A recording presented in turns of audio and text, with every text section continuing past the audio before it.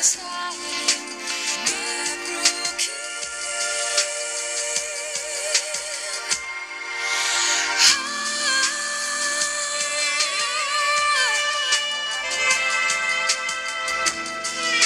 folks. Welcome back to Herder on the Axe. Listening to a little Alan Kroll there.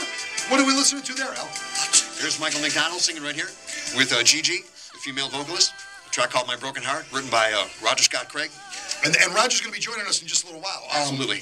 But first, we talked about how you never let a door shut ever, and you've got a ton of energy, which that's obviously known. I remember one time you called me on the phone and you were going through a Tim Hortons drive-through, and you said, "Hang on a second." And then you said, "Give me a large triple." And I thought, oh my God, this is the last thing you need is any coffee or any sugar. You should just probably stop that. But some things don't work out. I mean, some things you put your heart and soul into and they don't work out, and you can't let them get you down.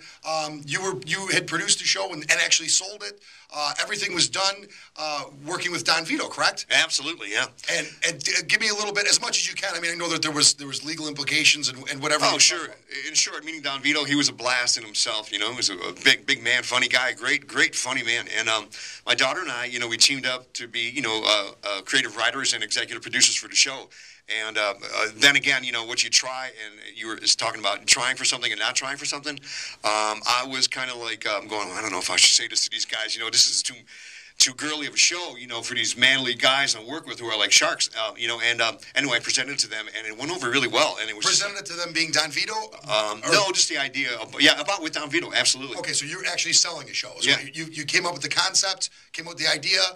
Came up with the players in it. And he was the star, Don Vito, yeah. Don Vito was going to be the star. And Brittany was going to be the co-star, actually, for his partner. And you had interest in it from a studio? MTV in Los Angeles. MTV was interested in the show? We worked on it for a year and a half. It was really insane. And I had some people that were really a lot of fun to work with, a lot of energy, keen sense of, you know, point of view, and just a lot of great structure, man. And I learned a lot of stuff, obviously. And we went and did it. And, you know, it was fantastic. We couldn't believe it. But once our star, Don Vito, got in trouble, you know. Well, once again, Don Vito ran into legal trouble, so you had the whole business end of it done. You had the concept, you had the idea, you had it sold, you had everything done, and your star ends up in trouble, and there goes the whole idea. That's right. We had to walk away, you know, and, you know, you only can cry for so long, and then go, you know, what else are we going to do, man? Hey, you try and you do it, but we loved it. And that's a valuable lesson, too. I mean, for anybody that's listening, there is a time where you need to walk away from a project and just say, look, cut your losses, you know, this is it. For musicians, for people who are interested in TV or movie or anything like that, there does come a point where you have to say, enough. Right. If you only do one thing in your life and just do it, cool. But if you do like 20, 30, 40, 50, 60, you know, only one or five. So out of 14 shows, that show was the one. See how it works? Yeah. We have 13 other ones, but, you know, they were good in that. But they just, to make it all happen, it takes a miracle, man, and a lot of work and luck.